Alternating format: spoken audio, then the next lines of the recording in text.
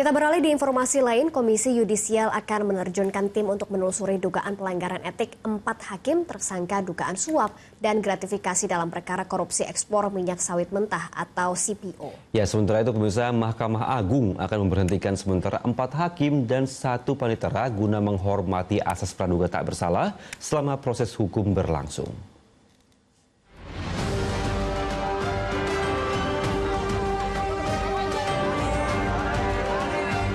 Dugaan suap dan gratifikasi dalam perkara korupsi ekspor minyak sawit mentah atau CPO yang menjerat 4 orang hakim tidak hanya menyentak publik, tapi juga Mahkamah Agung. Menyikapi hal itu, MA mengeluarkan keputusan pemberhentian sementara 4 hakim dan 1 panitera setelah kelimanya ditetapkan sebagai tersangka kasus dugaan suap dan gratifikasi oleh Kejaksaan Agung. Pemberhentian sementara dilakukan guna menghormati asas praduga tak bersalah selama proses hukum berlangsung. Kita semua wajib menghormati asas praduga tidak bersalah selama proses hukum berlangsung.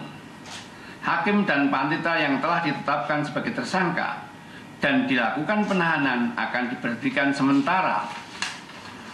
Jika telah ada putusan yang berkekuatan hukum tetap, akan diberhentikan tetap. Sementara, Komisi Yudisial menyatakan prihatin atas penetapan Ketua Pengadilan Negeri Jakarta Selatan, Muhammad Arif Nuryanta, bersama 3 hakim lainnya dalam perkara suap vonis lepas 3 terdakwa korporasi dalam perkara tindak pidana korupsi pemberian fasilitas ekspor minyak goreng. Karenanya, Komisi Yudisial akan menerjunkan tim untuk menelusuri dugaan pelanggaran etik para hakim tersebut.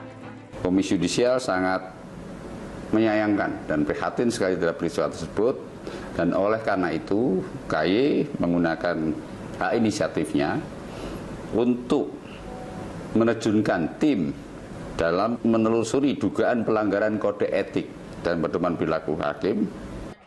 Kasus vonis bebas ekspor CPO tersebut melibatkan 7 tersangka.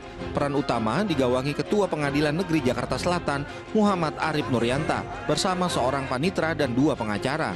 Arif, yang kala itu menjabat Wakil Ketua Pengadilan Negeri Jakarta Pusat, menunjuk majelis hakim yang memvonis lepas 3 terdakwa korporasi. Dalam kasus ini, Arif diduga menerima suap 60 miliar rupiah.